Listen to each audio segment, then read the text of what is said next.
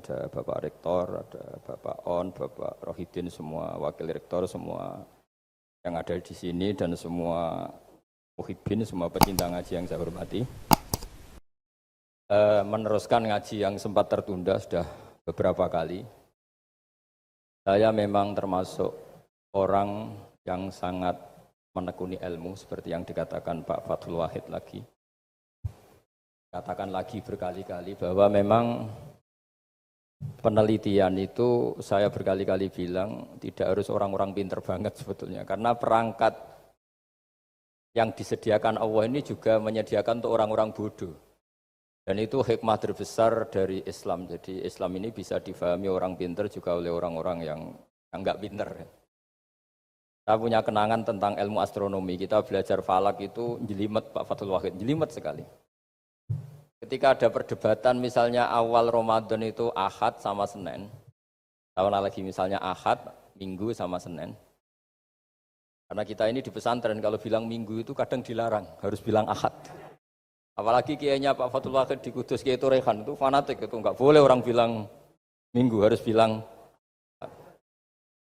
Yang lucu itu ada seorang kiai yang sangat fanatik terhadap Islam, itu enggak mau kalendernya ditulis kenaikan wafat Isa Al-Masih. Karena keyakinan umat Islam bukan Isa yang wafat tapi Sibeh Isa. Itu di kalender Kudus kan wafatnya dalam kurung Sibeh Isa. Yang menyerupai Isa. Jadi saking fanatiknya tetap menulis sesuai keyakinan. Saya teruskan. Orang kadang bilang begini, cara orang yang tidak mendalami ilmu.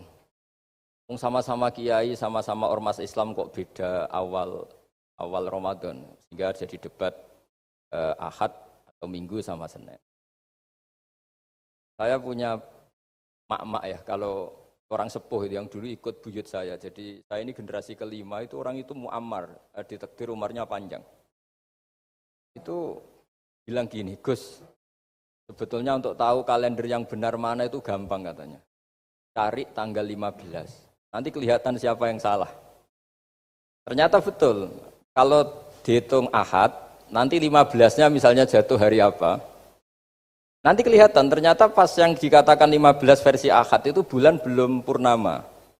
Purnamanya itu di versi mereka yang tanggal 16. Berarti benar mana? Yang Senin kan? Tapi yang versi Senin, ternyata betul pas 15 pas purnama. Artinya apa? Allah menyediakan perangkat untuk menguji Senin apa Ahad dengan cara awam, yaitu nunggu tanggal 15. Artinya gini, kata siapa yang tahu itu hanya orang pinter gitu. Orang awam juga bisa tahu. Karena agama ini milik bersama, ya milik orang pinter, milik yang tidak pinter. Sehingga dalam pola-pola Islam, di antara madhab Syadzili, madhab Thariqah Naqsyabandiyah, beliau di antara kampanyenya gini, kata Thariqah Naqsyabandiyah. Thariqah kami ini yastawi fistifadatiha ar-rijalu wasibyan. Popularitas Thariqah saya, mudahnya difahami ini antara orang pinter yang sudah dewasa sama anak-anak kecil ini sama. Kenapa demikian? Kalau dalam filosofi kebenaran itu ada pepatah fa innal haqqa adharu min syamsidz dhahirah. Kebenaran itu lebih jelas ketimbang matahari di siang hari. Sehingga mereka dengan mudahnya mensifati Allah misalnya az-zahir, zat yang begitu jelas. Kenapa Allah begitu jelas? Karena ulama dulu cara, kalau dalam bahasa pondok mensifati, menstatuskan. Alam raya ini maujud. Maujud itu ada. Di mana-mana sesuatu yang ada itu ya diciptakan oleh yang ada. Masa tidak ada kok menciptakan yang ada. Sehingga mereka tidak pernah tertarik sama paham komunis, ateis, bahwa alam ini dimulai dari ketiadaan. Pertanyaannya adalah bagaimana sesuatu yang tiada menyebabkan yang ada. Jika ulama dulu pinter, sifat wajib itu apa? Wujud. Karena alam raya ini kadung wujud, kadung maujudat, maka Allah harus wujud. Berhubung wujudnya Allah itu wujud penyebab, harus qadim atau harus awal. Masa penyebab datangnya terlambat dulu yang jadi efek dari penyebab itu. Sehingga mereka dengan gampangnya mensifati Allah az-zahir, zat yang begitu jelas. Jika Imam Sibawayh ahli nahwu itu juga mengenali Allah lewat teori nahwu. Beliau bilang Allah itu siapa? Allahu a'raful ma'arif, zat yang paling mudah dikenali.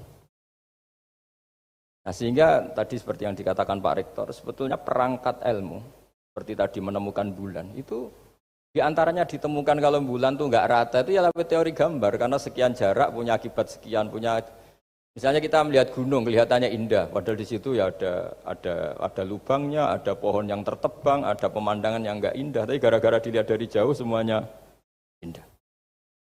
Maka disarankan orang yang baru gak suka istrinya terus melihat dari jauh, tinggal minggat lah kira-kira. Kalau ditinggal minggat 2 bulan itu mesti cinta lagi itu. Kan fungsinya baru kelihatan itu.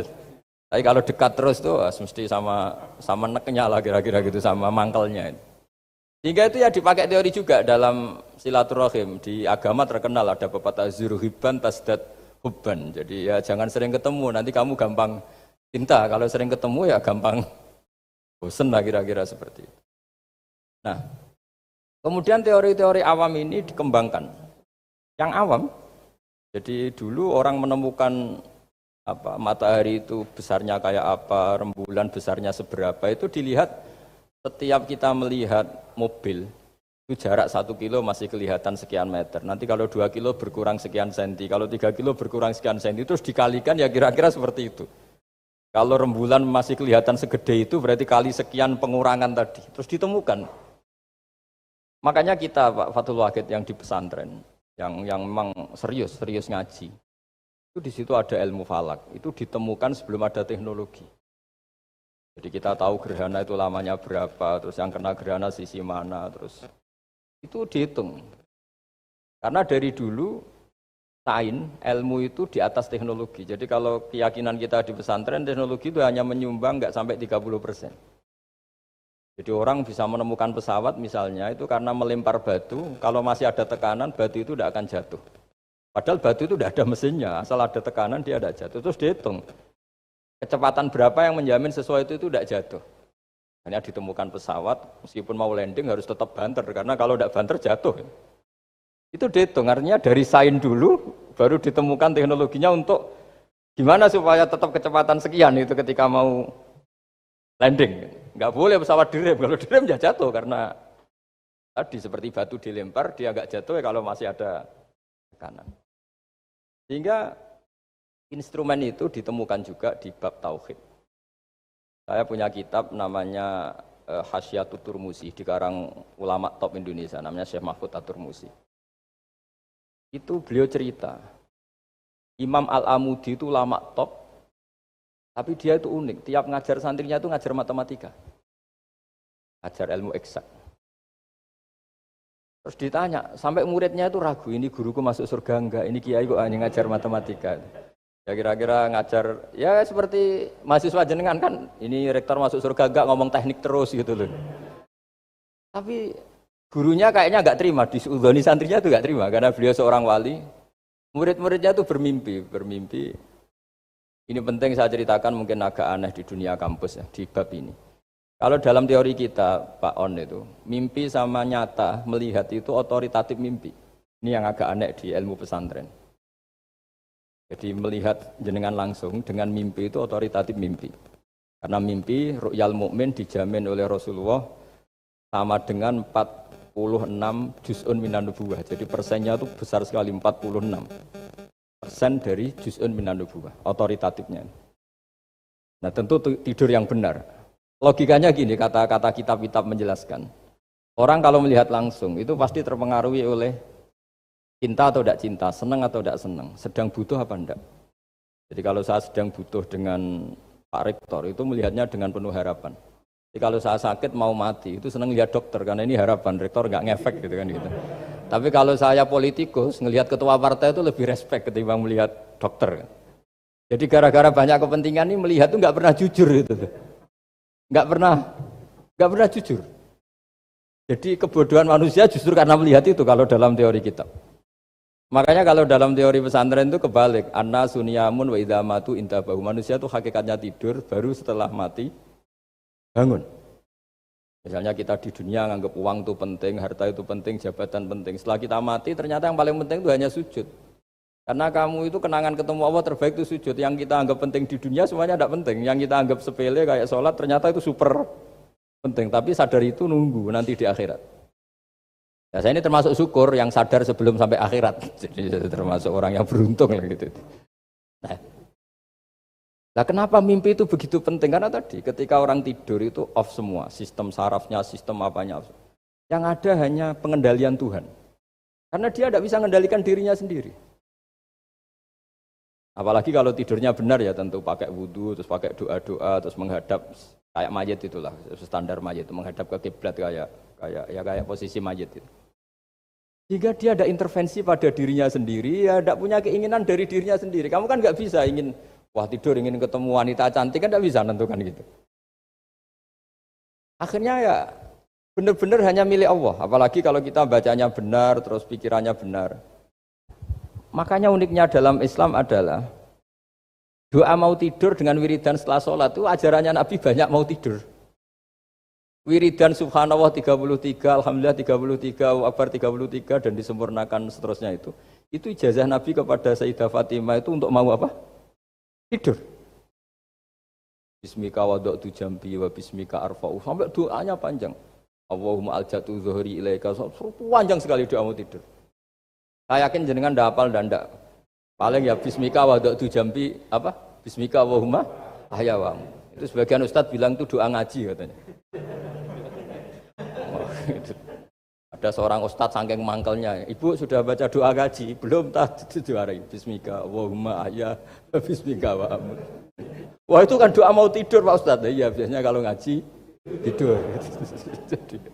Jadi doa itu kalau itu doa mau. Akhirnya mimpi itu penting. Karena di situ manusia nggak punya nafsu, nggak punya keinginan. Sehingga yang ada itu kata Nabi itu ada sittatun wa arba'una juz'an minan nubuwah. Jika dulu itu mimpi itu jadi sarana betul. Kita tahu kan cerita orang-orang dulu. Fir'aun itu kurang jahatnya, kurang kelirunya. Dia mimpi ada api dari Bani Israel yang membakar kerajaannya. Dan semua pentawilnya sepakat itu maksudnya Anda akan dihabisin kerajaan Anda oleh bayi dari Bani Israel. Begitu juga raja zaman Nabi Yusuf, itu mimpi kalau ngalami ada 7 sapi yang gendut, dimakan oleh 7 sapi yang... Jadi mimpi itu sarana, bahkan dari orang kafir. Karena ya tadi, yang preman ya nggak ada premannya, yang soleh ya nggak ada solehnya, semua dikendalikan oleh Allah Ta'ala pas tidur. Jika tidur ini menurut agama lebih otoritatif, kalau dengan tidur yang benar. Jangan tidur sambil ngerokok, terus terbangun karena ininya kena itu. Nah, cerita-cerita unik begini kalau tidak orang pesantren itu tidak tahu. Karena ini memang khas pembalikan satu fakta yang diyakini orang banyak. Hingga ulama dulu itu cerita, ini saya teruskan. Imam Amudi itu akhirnya murid-muridnya mimpi. Mimpi di situ tanya, Pak Ustadz, Anda masuk surga enggak ketika hidupnya hanya nerangkan matematika? Oh iya, saya bahkan enggak sekedar di surga. Malaikat dikumpulin Allah untuk mendengarkan presentasi saya ngajar matematika. Jadi kata dia cerita, Allah bilang gini ke malaikat, hei para malaikatku, kenapa kamu iman sama saya? Ya karena saya melihat engkau ya Allah, melihat kekuasaan engkau. Tapi imannya orang ini itu melebihi iman kamu. Wah ya tidak bisa, saya melihat engkau langsung, ini tidak melihat engkau langsung. Kenapa begitu yakin seperti yakin kita? Oh iya. Terus Imam Amudi, silahkan ajari matematika. Imam Amudi mulai ngajari matematika. Terus beliau ngajari ya sederhana.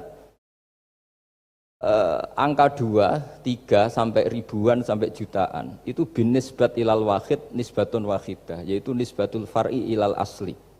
Hanya ngajar itu dok. Dunia ini apapun banyaknya variannya, apapun banyak makhluknya, itu semuanya adalah nisbatul far'i ilal asli. Angka 2 ya cabangnya 1, 1 juta ya cabangnya 1, semua itu dimulai dari 1. Jadi di mana-mana hitungan itu dimulai dari 1. Dan 1 ini harus ada, yaitu Tuhan. Matematika akhirnya malaikat, wah keren juga maksudnya. Keren juga maksudnya.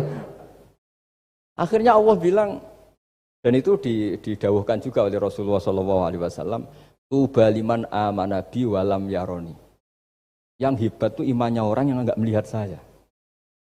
Makanya masyhur itu, malaikat ditanya Allah, siapa imannya yang paling kuat? Ya kita, karena melihat engkau langsung ya Allah. Para nabi, Terus tapi yang dari sekian pertanyaan itu jawab sama, yang paling ajaib adalah umat-umat Muhammad di akhir zaman, nggak menangi nabinya, juga nggak pernah lihat surga neraka, tapi iman sama saya. Dan mereka punya cara untuk imannya itu berkualitas sama dengan kamu para malaikat. Nah, di antaranya dengan cara logika tadi yang saya utarakan tadi. Am khuliqu min ghairi syai'in am humul khaliqun. Kalau alam raya ini wujud, maka penyebabnya harus sesuatu yang wujud. Masa sesuatu yang enggak wujud menyebabkan yang wujud. Kalau angka 10 ada, 1 juta ada, pasti dimulai angka 1. Makanya nisbatus naini wal arba'ah ila ma la nihayatalaha, itu semuanya nisbatul far'i ilal asli. Semua angka berapapun jumlahnya itu binisbat ilal wahid adalah nisbatul far'i ilal asli. Itu cara-cara, makanya tadi kajian ilmu itu tidak ada habis-habis. Makanya perasaan saya itu kemungkinan orang Islam jadi ateis itu kecil, Pak Fathul Wahid.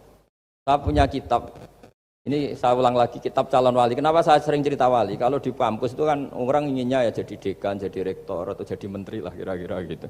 Kalau di pesantren orang itu cita-citanya satu, ingin jadi wali. Ya supaya majelis ini barokah, saya tidak perlu cerita dunia kampus. Kalau ceritakan corong Jawa nguyai segoro lah. Bongso keinginan gitu kan tidak selera saya, juga ada dunia saya. Supaya sampai dapat ilmu ya saya cerita dunia. Itu kitab, saya punya kitab calon wali lah kira-kira, atau wali sudah wali top. Namanya kitab Tasbihul Fuad, karangannya Sayyid Abdul Haddad. Itu beliau cerita, di antara ceritanya itu unik. Kata beliau begini. Saya itu tidak khawatir orang Islam jadi murtad, apalagi jadi ateis. Karena kalimat la ilaha illallah itu sahlatun qoribah, kalimat yang mudah sekali. Sehingga saya tidak khawatir orang Islam yang ketemu orang ateis, ketemu orang macam-macam, asal diajari kalimat ini secara benar. Terus beliau cerita, yang saya takut tuh mereka masalah perempuan dan harta. Kalau iman kayaknya enggak. Singkat cerita yaitu di kitab seperti itu. Singkat cerita saya ketemu banyak orang yang kuliah di McGill atau kuliah di Amerika, di Jerman, mungkin di Norwegia, di mana-mana, di Australia, dan ketemu teman-teman yang di Korea Selatan juga. Mereka itu orang kebanyakan yang nyuwun sewu enggak keluarga kiai, tapi mereka enggak ada yang enggak tetap iman. Ketika saya tanya, kenapa Anda tetap iman? Padahal ada beberapa negara yang lebih stabil, lebih makmur dibanding negara yang mengklaim sebagai negara Islam. Itu cara berpikir ya sederhana. Enggak lah Gus, kayaknya kok Tuhan kok ada tanggal lahirnya? Enggak lah, kayaknya yang namanya Tuhan tuh ya awal lah. Masa pencipta langit bumi dituhani orang yang lahirnya di bumi? Kayak enggak lah kayaknya. Jadi ya berpikir sederhana. Padahal ya kurang ajarnya Masya Allah. Anak ini ya dugem ya macam-macam, tapi kalau ditanya disuruh yang lain enggak mau dia. Enggak lah, kayak yang benar tetap Islam. Karena kalimat ini, yaitu tadi eksistensi Tuhan, tadi eksistensi Allah itu, la ilaha illallah itu kalimatun sahlah, kalimatun qoribah, kalimah yang begitu mudah difahami. Kenapa mudah difahami? Misalnya kita ngaji, Tuhan itu siapa? Yang menciptakan langit dan bumi. Dengan misalnya perbandingan Tuhan itu siapa? Yang lahir di bumi tahun sekian. Enak mana cara kita menerima itu? Kan keren yang menciptakan langit dan bumi. Tuhan itu siapa? Yang ada sebelum langit dan bumi. Dengan misalnya Tuhan adalah yang lahir di bumi. Keren mana? Nah, bayangkan kalau kita punya Tuhan Fir'aun. Sudah mati jadi tontonan kan, terus gak keren maksudnya punya Tuhan kok seperti itu. Nah ini yang katanya Syekh Abdul Haddad, kalimat ini sahlatun qoribah. Jika kalimat ini pula yang kita dilatih, la ilaha illallah kalimatu haqqin alaiha nahya wa alaiha namut wa alaiha nub'ats atau wa biha nub'atsu insyaallah taala minal aminin. Nah, saya sebetulnya tadi datang itu tidak ingin menjelaskan ini, tapi tadi kata Pak Fathul Wahid, ilmu itu kalau dikaji tambah hari tambah mudah, karena perangkat untuk menemukan bulan itu misalnya enggak rata itu gampang sekali. Pakai teori pemandangan ya bisa, pakai teori gambar juga. Nah, kalau teori pemandangan tadi, kalau kita bisa melihat mobil 2 meter masih kelihatan 2 meter, itu dengan jarak berapa masih orisinil seperti itu. Tambah jauh, tambah tidak kelihatan, tambah jauh. Nah ternyata setelah 5 kilo misalnya tidak kelihatan. Berarti untuk jumlah 2 meter hilang per 5 kilo. Nah, berarti kalau bulan masih kelihatan segitu, berarti jarak kita dan bulan kira-kira sekian ribu kilo. Itu bisa dihitung, itu tanpa teknologi. Makanya sebetulnya teknologi itu nyumbang itu nggak sampai 30%. Yang paling banyak ya sains tadi, pengetahuan itu yang kayak tadi orang menemukan pesawat itu kontribusi terbesar tetap pengetahuan. Misalnya pesawat dari bahan ini kalau kecepatan sekian kena angin pecah enggak? Tetap pengetahuan yang menopang itu. Teknologi kan paling mengantar supaya pesawat kecepatan sekian didorong mesin sekian dengan apa begitu. Nah, pesantren seperti kita ya, saya ini didik Mbah Mun, dididik bapak saya, buyut-buyut saya, kiai. Itu kali alim, yang alim betulan, itu ya alim betul. Ya karena memang yang repot nih yang agak-agak dukun itu ya ribet itu. Penting rambutnya gondrong, terus terkenal gak pernah mandi, terus nanti ada orang tertentu tertarik minta doa, ini yang ribet ini, susah ini sertifikasinya susah ini karena. Tapi kalau kita ini di pesantren yang coro sertifikasinya jelas. Jadi berani jadi Gus harus bisa baca Mu'in gitu, berani jadi Kiai harus bisa baca Wahab. Aturan mainnya jelas kalau di ini. Yang repot tuh yang sebagian itu aturan mainnya ada. Tidak jelas, terus promosinya itu pernah datangi menteri loh, pernah datangi, wah ya ribet kalau ukuran keren itu didatangi apa? Menteri atau pejabat. Kita teruskan ya, karena ilmu itu harus menyelamatkan kita sampai di depan Allah Subhanahu wa Ta'ala. Ketika kita menyifati Allah itu az-zahir, zat yang begitu jelas.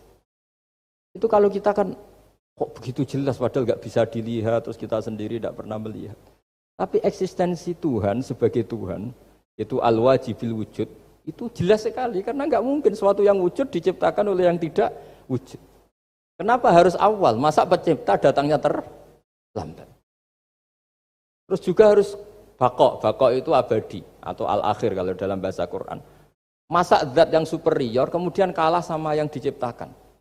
Berarti nanti ada kekuatan besar yang mengalahkan Tuhan. Ya kan ya aneh, kekuatan ini dalam kendalinya kemudian Allah kalah kan tidak mungkin. Makanya disebut al-akhir. Allah pasti tidak ada yang mengalahkan.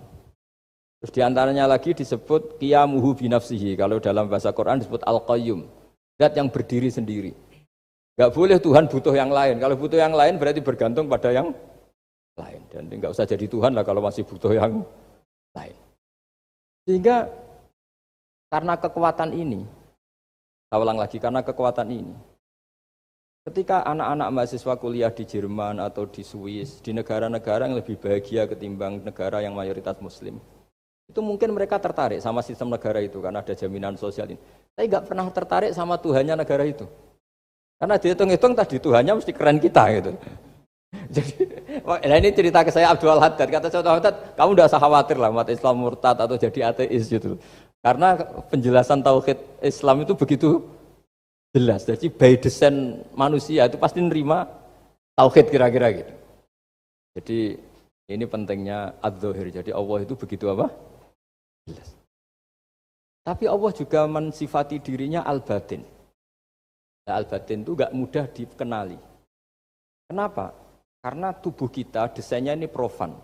Tubuh kita tidak sempurna, rentan. Nah, tentu sesuatu yang nggak sempurna ini tidak bisa melihat zat yang super apa? Sempurna. Kita bisa rusak sementara Allah tidak. Nah karena alasannya tubuh kita ini didesain untuk rusak, maka di surga itu keyakinan para ulama orang bisa melihat Allah karena desain tubuhnya sudah dirubah dari desain profan menjadi keabadian. Sehingga di sini terus ada kelayakan melihat. Itu pun tetap min ghairi kaifin walan hisorin, tetap ya bisa melihat, tapi corong Jawa itu kecelok melihat, tapi tidak sampai paham. Karena bagaimanapun Allah itu la tudrikul absar wa huwa yudrikul absar. Bagaimanapun Allah itu laisa kamitslihi syai'un, tidak ada padanannya. Jadi makanya Allah punya sisi adz-dzahir, bisa dikenali sekali. Kenapa? Ya tadi nisbatus naini wal arba'ah ila ma la nihayata laha itu nisbatul far'i ilal asli. Saya punya kitab Pak Fathul Wahid, diajar Mbah Mun dulu, kitab Al-Husunul Hamidiyah. Itu yang ngarang itu ya kayak kelihatan ngawur, tapi ngawurnya orang alim. Jadi di situ ada gambar, gambarnya itu nggak jelas. Mungkin pengarangnya juga nggak bisa gambar kayaknya. Wah bulat, benang bulat ada, gambar gunung ada, gambar yang tambah ngawur ya banyak sekali. Gambarnya itu nggak ada yang jelas. Tapi dari nggak jelas itu beliau bilang gini, gambar yang bulat ini, yang nggak jelas ini, tetap kamu punya rumus kan? Itu dimulai dari satu titik. Mau gambar gedung tingkat 5, mau gambar hutan ada harimaunya, tetap dimulai dari satu titik. Ya alam raya ya seperti itu, mau ada Mars, cek mau ada Jupiter, kayak tetap dimulai dari situ titik. Dan ini namanya nuqtatul wujud, titik kewujudan, yaitu Allah Subhanahu wa Ta'ala. Sehingga ketika kita ngaji, ketika di pesantren dulu, penjelasannya adalah Al-Quran maknanya dipadatkan di Fatihah, Fatihah dipadatkan di bismillah, katanya bismillah dipadatkan di titiknya ba. Nah, titik ba ini dianggap titik awal wujud. Bi kana makana wa bi yakunu mayakun. Kira-kira Allah mentitahkan karena saya semuanya yang ada dan karena saya yang mau ada bisa saya adakan. Itu sirinya lah. Jadi menerangkan tauhid itu pakai gambar. Gambarnya keliru sekali lah kalau dalam orang seni mesti melihat gak seni itu. Karena dia agak butuh gambarnya, butuh mau menjelaskan buat dunia sebanyak ini, buat alam raya sebanyak ini tetap dimulai dari satu titik. Nah, sehingga di sini ada tauhid, qul huwallahu ahad, Allahus samad, seterusnya. Nah, saya mohon lewat penjelasan ini ya, baik orang yang ahli teknik maupun ahli medis, ahli apa saja, tolong latihlah memberi penjelasan yang mudah. Jika agama ini mudah dicerna. Sehingga kalau ini dijelaskan cara mudah beragama itu jadi gampang. Makanya ciri utama agamanya orang-orang baik itu satu. Man radiya billahi robba. Radiya itu senang banget. Kenapa senang banget? Karena memang agama ini nyaman, indah. Jadi datang dengan kebenaran yang mudah dicerna. Coba kalau agama ini datang dengan cara misalnya gini. Kamu harus menuhankan ini. Dan kita tahu itu lahirnya di bumi. Kan ada yang ganjel. Kok Tuhan sama buminya dulu buminya ini gimana ini? Kan pusing. Bu Anda profesor nggak bisa jawab itu.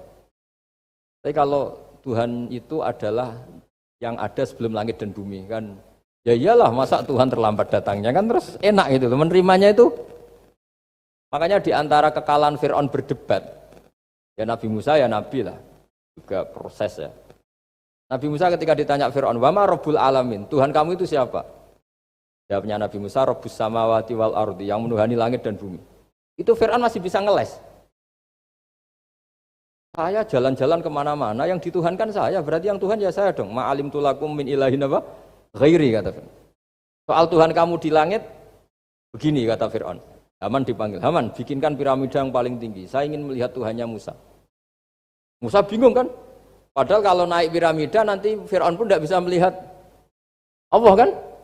Wong yang nabi yang kiai aja gak bisa melihat apalagi Fir'aun. Padahal celakanya ketika dia tidak melihat Allah, dia akan mengatakan Allah itu tidak ada, ribet kan? Itu penjelasan tentang Tuhan ini sebetulnya sudah absolut lah. Rabbus samawati wal ardi, Tuhannya langit dan bumi. Tapi itu gak ngefek, di perdebatan gak ngefek.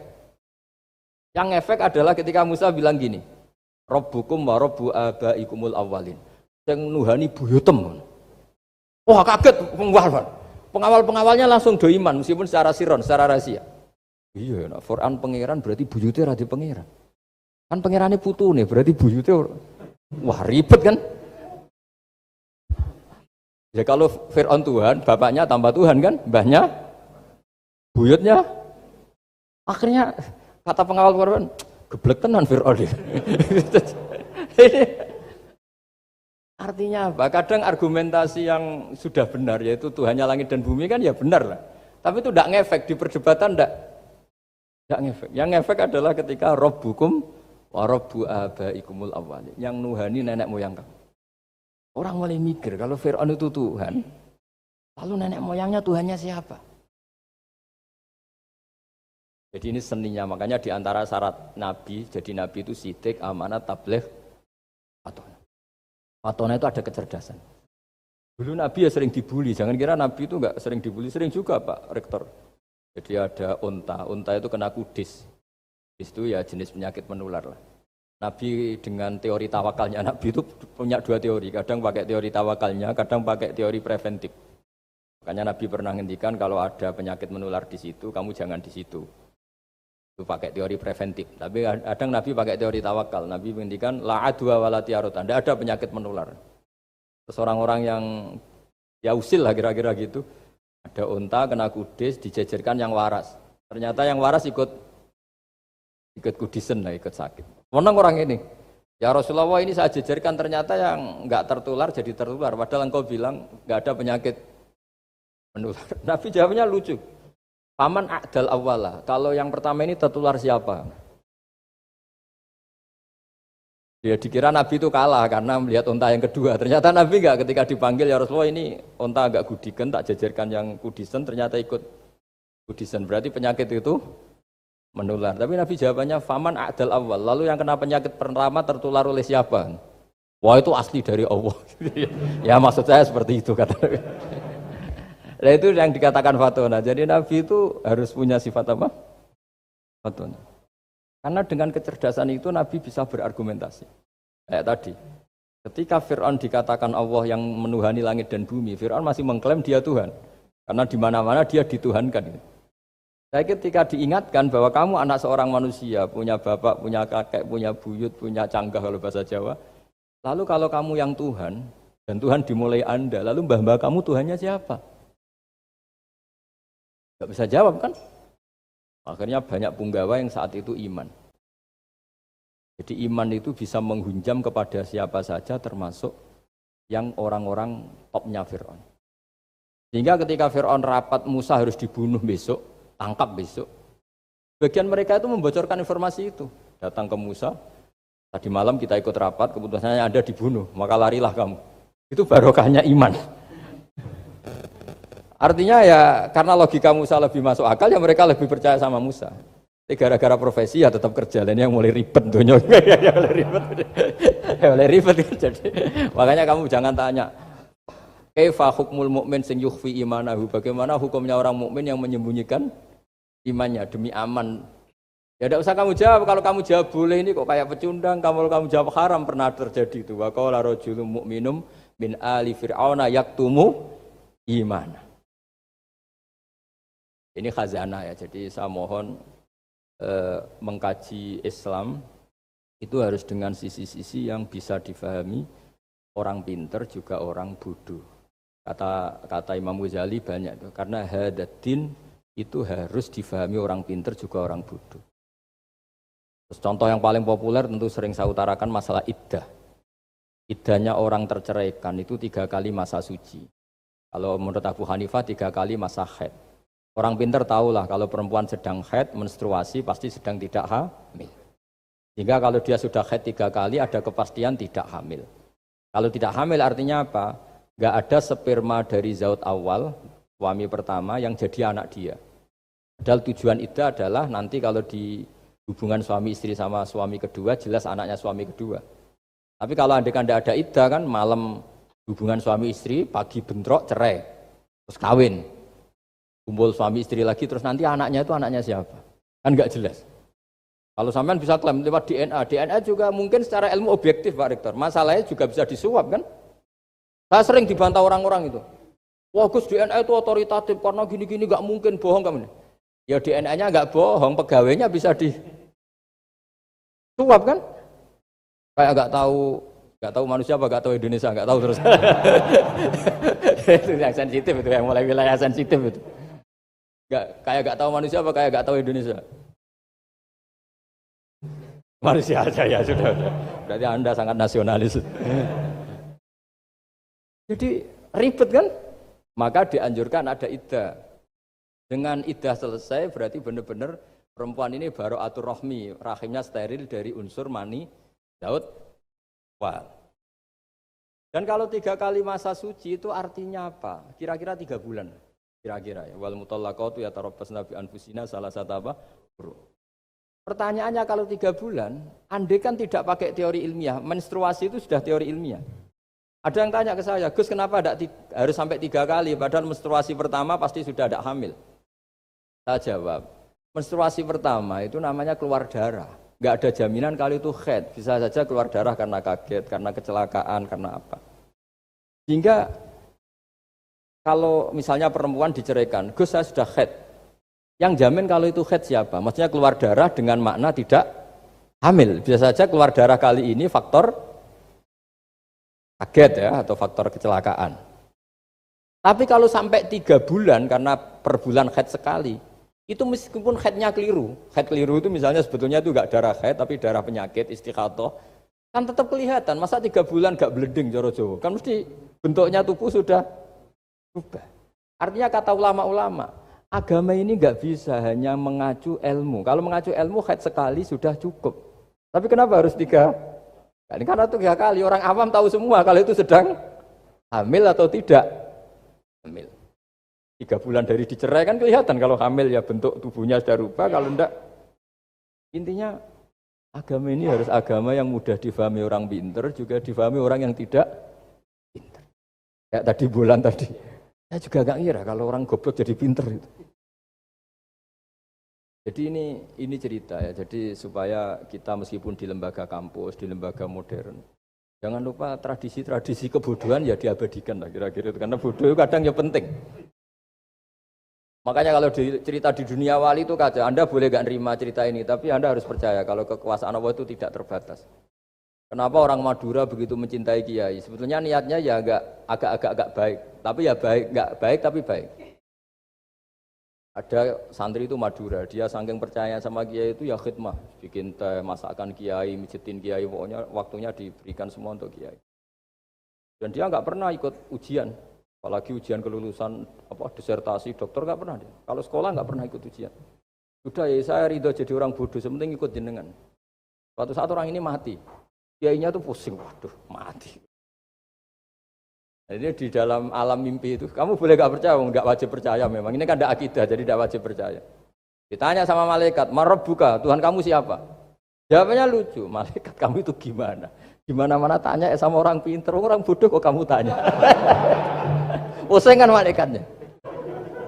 Di mana-mana namanya tanya, itu ya sama orang pinter. Masa orang bodoh ditanya? Yang bener aja kamu. Makanya bodoh ini ya senjata. Makanya ini kita kalau pinter ya alhamdulillah, kalau bodoh ya alhamdulillah. Karena bodoh itu penting. Kalau negara ini tidak makmur, yang disalahkan mesti para rektor. Gunanya apa ada rektor kalau nggak solusi bagi bangsa ini? Orang bodoh pasti nggak disalahkan kan? Nanti kalau ada hisab, kenapa Indonesia carut marut? Yang dipanggil Allah itu menteri, rektor, pasti itu. Apa kontribusi Anda sebagai orang pinter, sebagai profesor, sebagai orang bodoh aman? Santai, nggak kena panggilan kan? Karena Anda harus bertanggung. Ternyata terus malaikat tanya, ya lalu yang pinter siapa? Yang di atas itu, kiainya yang nalkin itu, yang di atas itu. Walhasil kiainya itu karena wali itu dengar. Ya wile cung bodoh kok terus nganti wis mati. Bodoh kok kamu bawa sampai mati. Jadi kadang orang bodoh itu ya pinter tadi. Malaikat tuh kamu itu gimana? Gimana-mana tanya itu ya sama orang pinter. Orang bodoh kok kamu. Ya ribet kan kalau sudah ketemu seperti itu. Dan Nabi juga sering ngalami dialek sama orang bodoh. Kadang Nabi yang ngalah, kadang logikanya orang bodoh itu lebih gampang. Kalau ada orang pencari dop itu semacam kayak biawak ya. Tapi tidak biawak, kayak semacam biawak.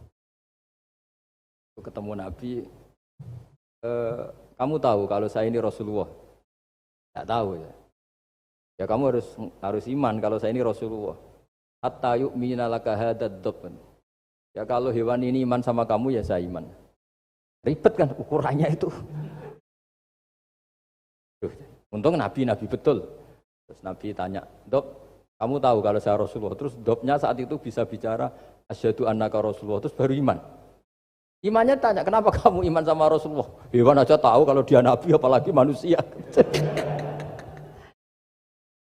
Sehingga di masyhur itu di acara-acara kita kalau wadhabbu wal ghazalah yasyadani laka bir risalah itu wadhabbu wal ghazalah yasyadani laka bir risalah. Sehingga kekeliruan kita, saya sering ngomong di mana-mana, matur di mana-mana. Masyarakat Indonesia mayoritasnya tetap yang enggak pinter. Orang Islam mayoritas yang enggak pinter.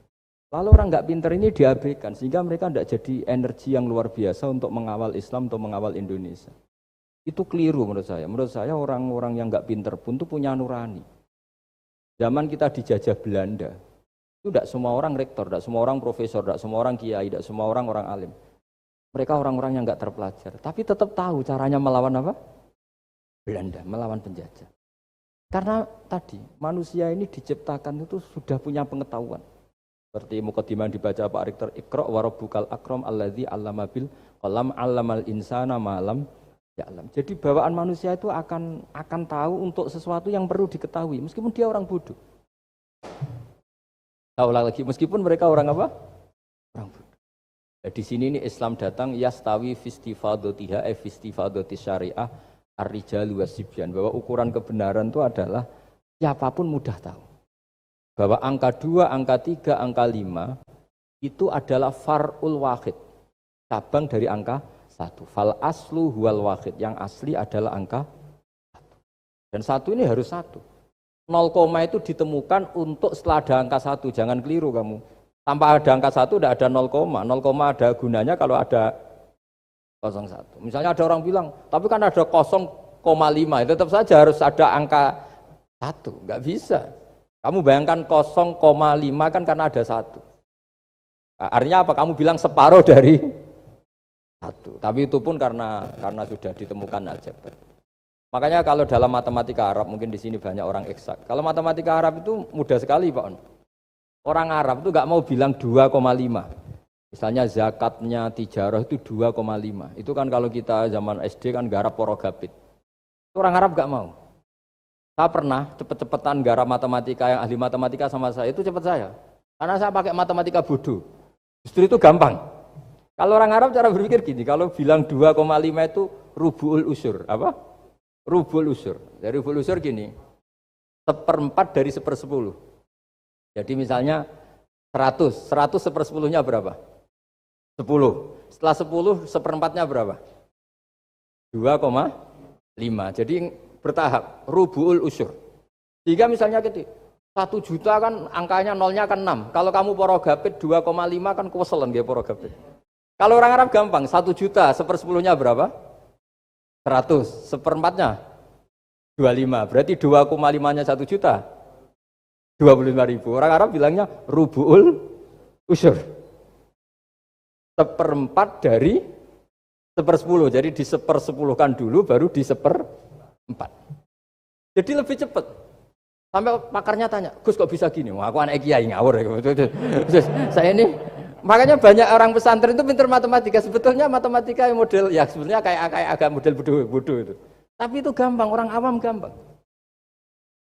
Kalau kita kan enggak, misalnya zakatnya zuruk, zakatnya tanaman itu 1/10 atau 1/20. Kalau orang Arab enggak mau 1/10 atau 1/20. Berarti kalau 100 ton atau 100 pintal berarti berapa? 10 atau 5 kan? 1/10-nya 100 berapa? 10. Kalau 1/20-nya 5. Kalau hitung-hitungan di fikih zakat orang modern kan 1/10 atau 1/20. Kalau orang Arab nggak mau bilang gitu. Zakatnya zuru itu al-usur 1/10. Berarti per 100 ton misalnya 10. Atau nisful usur, separuh dari 1/10. Jadi nggak mau bilang 1/20. Usur atau nisful usur. Gampang mana coba?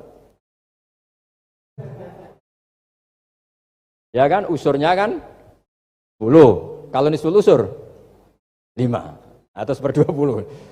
Daripada gawe porogapit, wah seruat. Jadi kita ini yang kelihatan goblok matematikanya ya pinter juga gitu. Meskipun ya tetap goblok karena tidak nekuni gitu. Sehingga di pondok itu ya dulu diajarkan faraid, falak itu ya gampang sekali karena memang hitungan Arab gitu. Kalau bilang 2/3 itu sulusani apa? Jadi 6. 2/3-nya 6 berapa? 6 sulusnya berapa? Sepertiganya? 2. Nah, 1/3 itu 1/3 2 kali. Berarti berapa? 4. Ya, 6. Itu 2/3-nya kan? Pokoknya bahasa Arabnya sulusan. Kalau orang terjemahnya berapa? Kalau 2 kali 1/3. 2/3. Sulusan itu 2/3. Nah, itu kalau orang Arab bilang enggak 2/3. Sulusani. 1/3 2 kali. Jadi 6 di 1/3 dulu 2. Nah 2 itu 2 kali. Berarti berapa? 4. Jadi itu. Nah Quran itu ya kira-kira gitu. Jadi kelihatannya goblok, tapi itu pinter itu. Yang porogapit kelihatannya pinter, tapi tidak pinter. Ukuran orang pinter yang mempermudah yang sulit. Jangan mempersulit yang mudah kan itu. Makanya saya bilang ini yang pinter yang mana itu. Nah, saya kembali lagi ke tadi. Jadi agama ini datang dengan sebegitu mudah. Sampai matematika yang katanya sulit, itu matematika Islam itu mudah sekali. Karena tadi, misalnya kalau 1 miliar zakatnya 2,5% berapa? Kan pusing kan? Tapi kalau kamu pakai teori rubul usur 1 miliar, usurnya 100 juta. Seperempatnya 25 juta. Berarti per 1 miliar. Gampang mana coba sama ngomong itu. Nanti ada yang nyeleduk gampang kalkulator Gus. Ya ribet lagi kan kalau kalkulatornya pas hilang. Atau pas dipakai anaknya belajar daring, ribet kan HP-nya. Jadi ini cerita ya, jadi seperti yang dikatakan Pak Rekro tadi, sebetulnya ciri utama ilmuwan atau ulama atau profesor atau dokter itu usahakanlah yang mudah itu, yang sulit itu menjadi apa? Mudah. Yuridu wa bikumul yusra wa la yuridu bikumul usra. Hingga kata Imam Alamudi, dia menjadi wali besar itu justru karena belajar tauhid. Yang dari belajar matematika tadi, dari matematika, dia tahu bahwa angka berapapun jumlahnya itu binisbat ilal wahid, itu semuanya nisbatul far'i ilal asli. Semua itu cabang dari satu. Alam ini kayak apa besarnya, apa Mars, ada Jupiter, tetap semuanya nisbatnya ke Allah adalah nisbatul far'i ilal asli. Semua itu diciptakan oleh pokok yang satu. Itu Allah Subhanahu wa ta'ala. Saya kira demikian. Assalamualaikum warahmatullahi wabarakatuh. Disampaikan terima kasih wa jazakumullahu khairan. Ibu Bapak yang kami hormati, acara selanjutnya adalah sesi tanya jawab. Di sini kami akan membuka 3 penanya, baik dari daring maupun luring. Namun di sini saya akan mohon izin Ustadz, ada titipan dari dosen UI, namun saya sampaikan di akhir nanti. Akan kami buka 2 penanya dari daring dan 1 dari luring. Mungkin dari Ibu Bapak ada yang ingin bertanya? 1, 2, oh baik.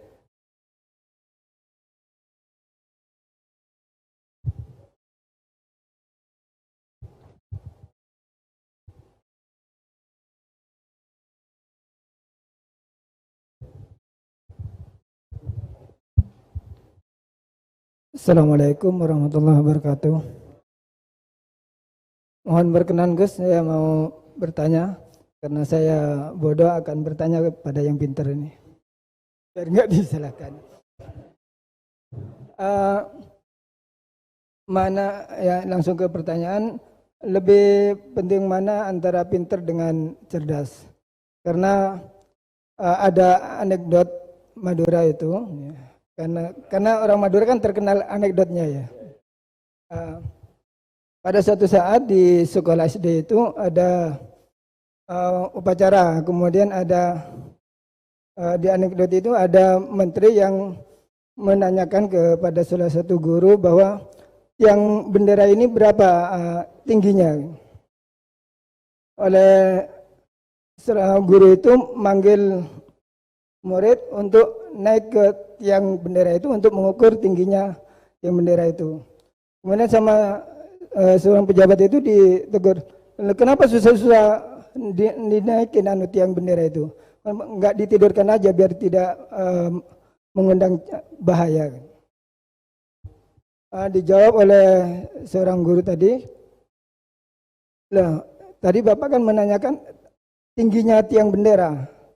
Kalau ditidurkan itu bukan tingginya, tapi panjangnya. Nah, ini itu kan panjangnya bukan tingginya. Jadi kalau menanyakan tingginya maka harus dinaikkan dulu, diukur ke atas. Nah itu terkait dengan anekdot itu, saya bertanya itu ya penting mana atau lebih utama mana antara pintar dengan cerdas. Terima kasih Gus.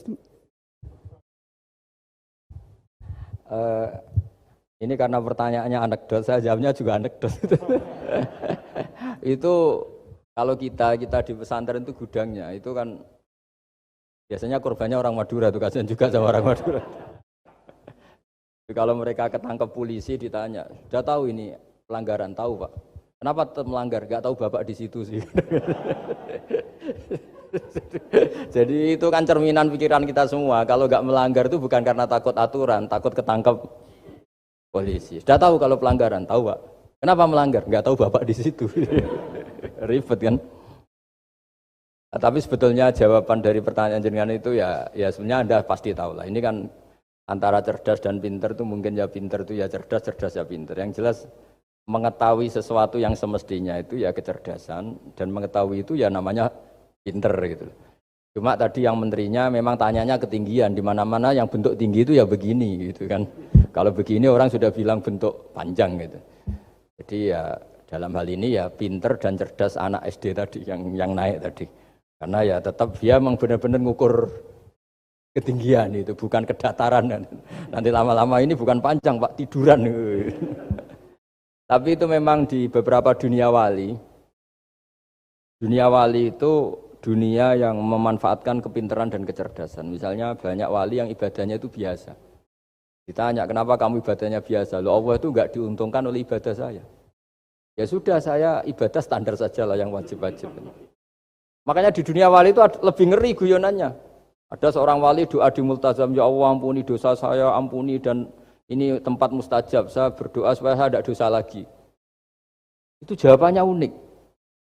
Kalau orang tidak dosa, sifat ghafur saya nganggur.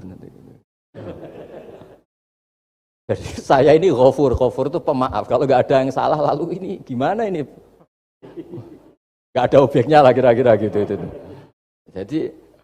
Jadi hubungan wali dengan Tuhan dulu itu ya asik, karena ya memang agama ini datang dengan keasikan. Makanya disebut halawatal iman. Halawah itu nyaman, indah.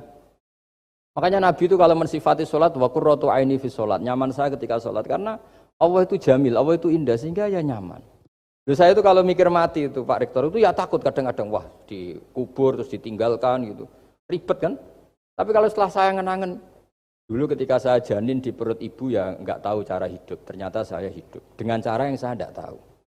Wong bisnis agak bisa, kerja agak bisa. Kamu ketika jadi janin kan sudah ada nyawanya, sudah hidup. Kamu bisa ngelola hidup kamu di situ, tidak bisa kan? Ternyata bisa.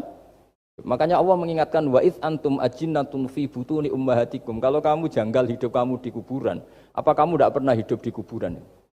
Yaitu ketika kita masih janin di perut ibu. Kalau ibu kamu senang renang, ribet kan, sudah dalam perut, orangnya renang lagi. Udah gitu. Kadang-kadang ibu kamu sembrono, sudah ada janin masih goreng-goreng. Kalau kepeletihan gimana itu? Tapi Allah tahu cara ngelola kehidupan kita zaman masih apa? Ya kita hidup, ya ada bayi yang gendut, bahkan sampai disesar karena saking gendutnya. Wah itu bayi tauhidnya tinggi, itu sudah tahu kalau yang ngurusi Allah, ndablek saja dia sampai gendut. Ya artinya kalau sedang lihat itu ya sudahlah. Zaman saya hidup ketika janin ya tidak tahu caranya hidup. Ternyata ya hidup. Ketika kita jadi zigot, jadi apa, masih mani, masih sperma, nggak tahu caranya jadi orang, ya tahu-tahu jadi orang. Kita nggak tahu kenapa mani yang gitu ada jadi rambut, hidung, jadi macam-macam. Setelah besar ya tahu proposal, tahu bulat, macam-macam. Wah. Makanya kalau Kiai itu pinter anekdot. Saya pernah disewani istri Pak Rektor, melarat sekali, melarat betul. Melarat jelek, kebetulan yang tanya saya itu jelek. Wah beneran ya kata saya. Istri perempuan, Gus suami saya itu miskin Gus, doain kaya Gus, supaya hidup saya itu enak. Tak guyoni. Nanti kalau suami kami kaya, pertama yang dievaluasi, rumah Gus ganti, ya rumah diganti, mobil diganti, lama-lama yang diganti kamu. Karena apa? Rumah sudah bagus, mobil sudah bagus, yang nggak bagus itu kamu. Pasti diganti, tak jamin itu kata saya itu. Terus dia bilang, ya udah nggak usah Gus. Jadi untuk, karena saya ini ya mikir, saya ini kiai kan jaga image, sampai saya doakan tidak mandi kan jatuh. Ya sudah mendingan itu, mendingan tak kasih pengertian itu. Kalau suami kamu sudah kaya, kamu ganti apa? Rumah kan, terus mobil kan. Lama-lama yang dievaluasi apa? Oh kamu pasti apa? Istri kan. Jangan-jangan trennya orang kaya kan gitu kan. Trennya orang kaya kan, ya gitulah. Terus dia udah nggak usah. Jadi artinya itu kecerdasan. Kiai gitu itu kecerdasan. Karena kalau doa tidak mesti mustajab juga kan. Kiai top gitu, doanya ngobos juga kan, ribet kan. Akhirnya ya sudah gitu aja. Ya saya kira dipikir.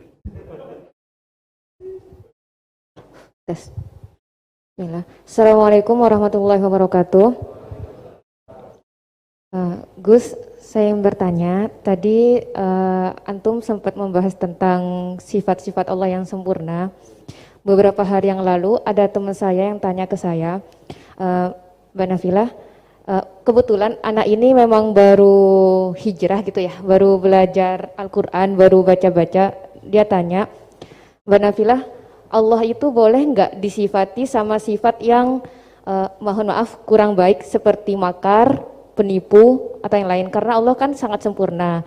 Dan dia kebetulan waktu itu dia lagi menyebutkan ayatnya ke saya yang wayamkurullah wayamkuruna Saya wa makaru wa makarullah wallahu khairul makiri. Wa hum la yash'urun. Nah, di situ dan di surat Al-Anfal juga ada ayat yang tentang Allah itu sebaik-baiknya tipu daya gitu, mempunyai tipu daya yang sebaik-baiknya. Nah, itu kan menunjukkan kalau Allah itu punya sifat tipu daya. Jadi dia waktu itu agak ngotot ke saya, berarti Allah juga bisa dong disifatin sama sifat yang jelek-jelek yang seperti itu Mbak Nafila gitu katanya. Menurut Antum itu gimana? Saya juga masih belum jawab sampai sekarang pertanyaannya teman saya itu, karena saya masih bingung gitu. Jadi saya tanya sama Gus gitu, mungkin ada pencerahan gitu buat saya menjawab gitu. Terima kasih. Assalamualaikum warahmatullahi wabarakatuh. Itu begini ya, jawab seperti itu rileks saja. Yang jelas jenengan harus terima kasih sama yang tanya, nganggap jenengan pinter itu. Sampai tanya itu berarti nganggap jenengan pinter. Itu satu prestasi, itu orang nggak semua orang ditanya itu. Itu begini ya kalau dalam ilmu balaghah. Makanya saya ini kan pengajar ya, pengajar fikih juga pengajar balaghah, juga pengajar tasawuf, pengajar mantek. Kalau di pesantren kan memang semua itu diajarkan Pak Fatullah. Ini juga dulu mondok di buyut-buyut saya di Kudus itu, di pondok tertua di Kudus buyut saya. Makanya hormat saya itu bukan karena beliau punya etika, memang aturannya harus hormat gitu. Saya juga harus hormat beliau karena beliau rektor, ya sudahlah saling menghormati. Bapak itu kalau sama penanya itu hormat, ditanya, dia sudah sopan. Jadi kita harus menghormati orang sopan. Yang tanya hormat ke kita karena kita dianggap alim, kita hormat sama penanya karena orang sopan. Mau tanya itu juga gengsi loh. Masa dokter tanya itu kan ribet kan? Saya kemarin ditawani di Unisula, masuk dikasih dokter honoris causa. Kenapa Gus gak mau? Saya takut kalau masuk neraka, masa dokter masuk neraka kata saya.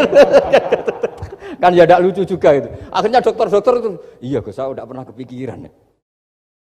Akhirnya mereka terus mau udah takwa, udah Gus kita harus takwa, kan malu dokter kok masuk neraka. Oh begini jawabnya ya. Semua ilmu itu harus kita pelajari karena melihat sisi ekstrimnya, sisi buruknya. Ya saya ulang lagi ya. Ilmu itu harus Anda pelajari karena melihat sisi ekstrimnya, sisi buruknya kalau kita tidak tahu. Sehingga dengan cara itu kita tahu secara serius. Misalnya nikah sekali gak sah kategorinya zina. Kenapa anak angkat dilarang oleh Islam? Saya ulang, kenapa anak angkat dilarang oleh Islam? Kalau mau baik-baik saja, tapi nggak perlu ada anak angkat. Karena apa? Sekali perempuan ini tadi ditulis misalnya binti Fathul Wahid, binti Bahauddin, itu nanti di KUA itu dikira itu walinya. Padahal hakikatnya tidak walinya. Maka nggak. Nah, ketika ini menikahkan, nikahnya sah nggak? Nggak kan? Karena dinikahkan oleh orang yang hakikatnya tidak walinya, itu satu. Sisi ekstrim kedua adalah ini nyata pernah terjadi. Anak ini kuliah terus pacaran. Ternyata pacaran sama kakak kandungnya. Jadi itu ceritanya ada anak dari Bojonegoro tipe anak angkat sama orang Jakarta. Singkat cerita sama-sama dewasa kuliah. Sampai pacaran sampai mau kawin. Nah, pas mau kawin itu yang lamar adalah Pak D-nya. Pak D yang Bojonegoro datang ke Jakarta. Terus dia ngetik, ini kok rumah yang dulu saya titipin ponakan saya. Ternyata itu adik kandung. Karena si adiknya tadi pakai binti langsung yang Jakarta, sehingga anak Bojonegoro perasaannya pacaran sama anak Jakarta. Nah, di sini kelihatan betapa hebatnya Islam ketika benar-benar melarang anak angkat dengan makna menasabkan. Kalau dengan makna kasih sayang nggak apa-apa ya, tapi kalau dengan makna menasabkan nggak boleh. Paham ya? Karena ada sisi ekstrim nanti bahayanya tadi.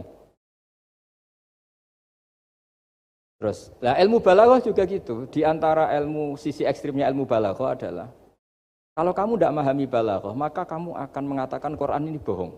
Karena kamu tidak tahu tasbih itu apa. Terus misalnya gini, Allah memaklumatkan di Quran bahwa orang kafir itu sumum bukmun umyun. Sumun artinya itu budak, tuli. Bukmun artinya bisu. Umyun artinya buta. Itu kalau kamu nggak ngerti balaghah, maka faktanya apa? Ternyata orang kafir tidak tuli, tidak bisu, tidak buta. Tapi kalau kamu ngerti balaghah akan tahu ini tasbih yang balik, perumpamaan yang sempurna, kesusastraan. Jadi kalau orang muji Nabi itu nggak boleh bilang anta kasamsi, itu kurang keren. Kamu ibarat matahari kurang keren. Kafnya dibuang, anta samsun, anta badrun. Kamu matahari, kamu rembulan. Kalau orang sedang pacaran itu kalau bilang kamu ibarat bunga, itu kurang keren.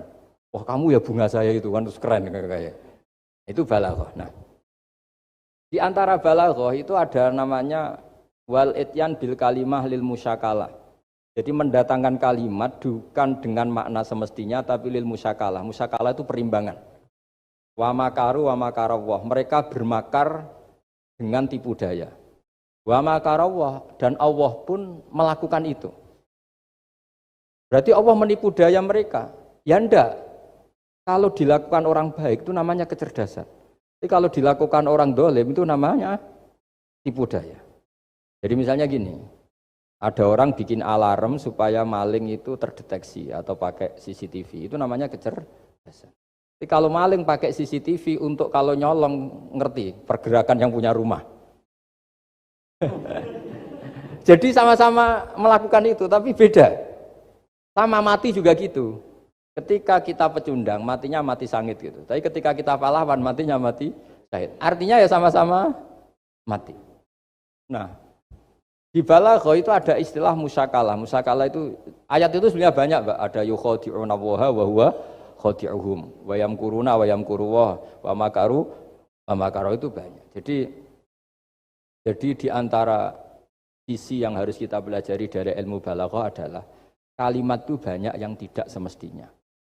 Ya tadi, misalnya kita bilang, coba kamu jalan dulu.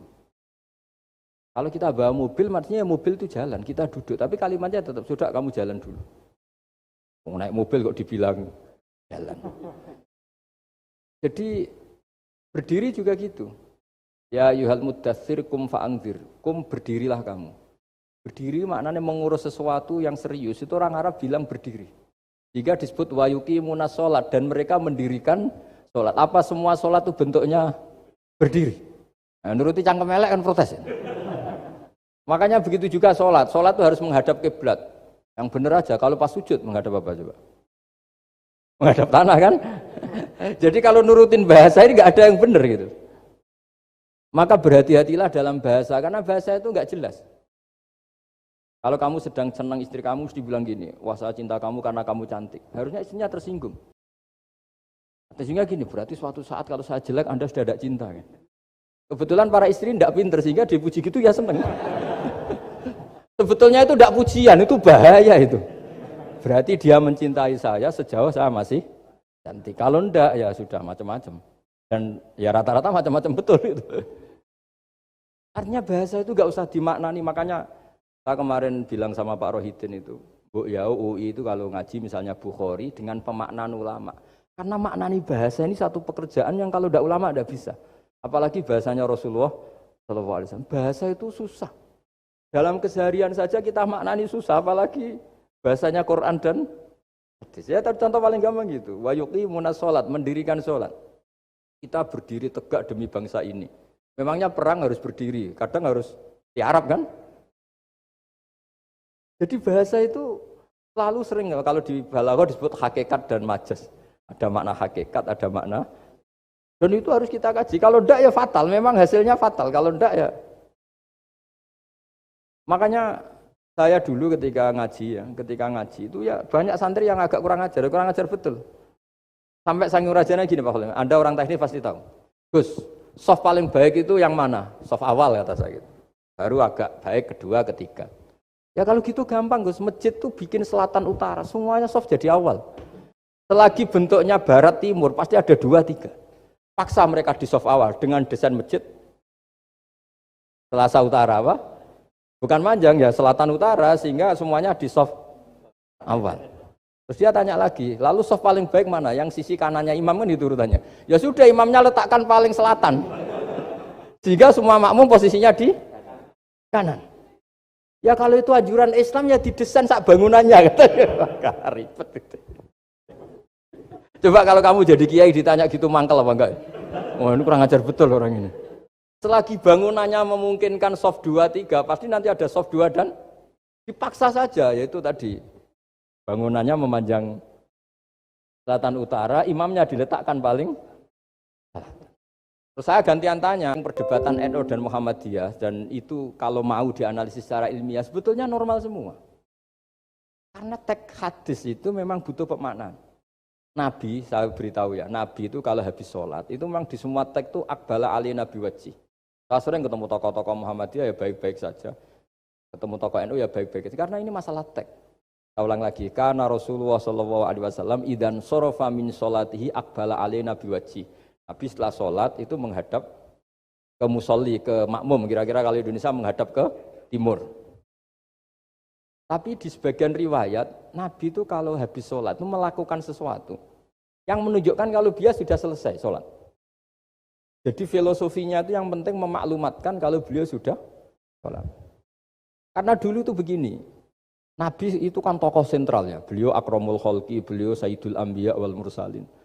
Jika orang tuh kadang lari itu dari jarak 7 kilo, 6 kilo, 7 kilo lari supaya menangi sholat bersama Nabi. Nah, ketika mereka jadi posisi masbuk itu tertinggal oleh imam. Kalau Nabi posisi tetap menghadap ke barat dengan posisi orang sholat, nanti yang baru datang ngira Nabi masih sholat. Dan kalau kadung makmum ternyata Nabi sudah selesai. Itu sholatnya namanya nggak sah. Karena apa? Mengikuti orang yang hakikatnya sudah tidak sholat. Terus semenjak itu jadi ilmu. Maka kesunatan bagi imam setelah salam harus memaklumatkan ke hadirin kalau sholatnya selesai. Itu bisa dengan gerakan menghadap ke makmum atau menghadap ke utara atau apalah pokoknya. Yang penting jangan rokokan lah misalnya itu. Ya pokoknya itu aja disarah-sarah. Ini cerita pendapat ulama bukan pendapat saya. Jadi segampang itu ulama. Jika ya orang-orang yang alim dari kelompok Muhammadiyah yang lihat NU yang begitu ya biasa, yang alim melihat Muhammadiyah gitu ya biasa. Karena kita ini masalah teks. Apa? Masalah teks. Teks itu mesti orang akan memaknai secara proporsional. Saya berkali-kali menyontohkan kemarin ngaji di Ulil Albab. Wa ma min amin illa wa yukhayyalu takhsis. Tidak ada kalimat umum kecuali terbayang khususnya. Enggak boleh kalimat selalu umum. Misalnya saya contoh paling gampang itu tadi. Dong nak melaku ojo plengaan itu. Kalau jalan jangan toleh kanan toleh itu. Semua ilmu adab pasti begitu. Jadi kalau di jalan raya tetap enggak melengak. Tapi itu enggak diutarakan oleh orang tua kita karena anak ini pasti paham lah kalau mau nyebrang jalan ya harus. Tapi kalau kita nasihati kan tetap, Cung, kalau jalan-jalan jangan lihat kanan, lihat kiri, jangan. Tapi hakikatnya sama. Cung, kowe nak sholat sing anteng tuh kan enggak gerak. Wah ya enggak sah, lah tahu enggak rukuk, enggak sujud, anteng aja. Ada ini cerita. Jadi kalimat itu sesuatu yang pemaknanya itu pasti proporsional gitu. Kalau kamu sholat dinasihati gimana? Sing anteng. Sholat kalau anteng sah enggak kira-kira? Enggak sah kan berarti enggak rukuk, enggak sujud kan anteng aja diam aja. Ya sama, saya berkali-kali nyontohkan, istri kamu kalau sedang baik dengan kamu, sudahlah Pak, kamu ingin apa saja tak dukung. Bilangnya apa saja. Tapi kamu jawab, saya ingin poligami. Wah, perkara itu. Padahal bilangnya apa saja. Maksudnya kecuali itu kan gitu. Nah, ya makanya ini cerita. Nah, Quran itu ada sekian kalimat yang maknanya itu proporsional. Seperti wa makaru. Jadi misalnya gini ya, contoh paling gampang yang populer. Nabi di Gua Thur. Gua Thur itu ya gua Arab ya. Kedalamannya enggak banget dalam. Terus Allah merekayasa itu dengan cara ada laba-laba yang masang jaringnya di situ. Terus ada burung dara yang di situ. Itu ya disebut makruh, rekayasa Tuhan. Tapi orang pasti sepakat itu namanya kecerdasan. Karena orang kafir yang mengklaim dirinya cerdas, dirinya terlatih, dirinya ahli mendeteksi musuh, ternyata hanya ditipu seperti itu, nggak tahu. Nah karena ini pekerjaan kesalehan disebut kecerdasan. Apa disebut? Tapi andaikan sebaliknya, nyuwun sewu, ada orang lari dari kejahatan, terus merekayasa seperti itu disebut rekayasa karena bentuknya kejahatan. Jadi ada sesuatu yang sama, tapi ketika dilakukan orang soleh itu baik, karena nanti itu disebut kecerdasan. Kalau dilakukan orang dolim itu buruk, karena itu disebut rekayasa. Ya kira-kira seperti itu. Baik, mohon izin satu lagi Ustaz dari komentar YouTube dari Bapak Kristiano Sulistianto. Gus, bagaimana dengan orang bodoh yang dijadikan sebagai pemimpin? Bagaimana dengan pertanggungjawabannya? Begini ya, kalau bodoh dengan makna kita ini kan biasa mengkaji Quran ya, terutama kita yang di pesantren, yang dosen VAI atau siapa saja yang nekuni ilmu Quran. Ada sisi manusia itu punya sifat permanen yang oleh Allah disebut wa kanal insanu dzaluman jahula. Manusia itu banget bodohnya kata Allah. Ya banget bodohnya, banget dolimnya. Jika kita bilang bodoh itu sebetulnya bukan ngenyak ya. Ya memang manusia mau tidak mau harus bodoh lah. Teorinya gampang, yang perlu diketahui itu kan banyak. Toh kita harus dititipi ilmu hanya sedikit. Dari yang banyak tahu sedikit itu namanya apa coba? Bodoh kan? Jadi sifat bodoh itu tidak perlu kita hindari banget. Kok kita sudah alim, sudah alama, sudah apalah, tetap ada saja yang kita tidak tahu kan? Lalu pertanyaannya, gimana kalau orang bodoh itu mimpin? Bodoh apa? Kalau bodoh tentang uang ya bagus. Makanya Nabi pernah ngintikan aksaru ahlil jannah al-bulhu. Nanti penduduk surga terbanyak itu orang-orang bodoh. Misalnya ada rektor, menteri, pejabat, nggak pernah korupsi. Itu teman-temannya bilang pinter apa bodoh? Teman yang kroni itu. Bilang apa? Bodoh kan? Oh punya kesempatan, oh tidak diambil. Itu namanya bodoh. Tapi kalau malaikat bilang ini pinter gitu, karena bisa mengendalikan apa? Nafsu. Nah, makanya kalau pertanyaannya gimana hukumnya orang bodoh yang mimpin? Bodoh apa?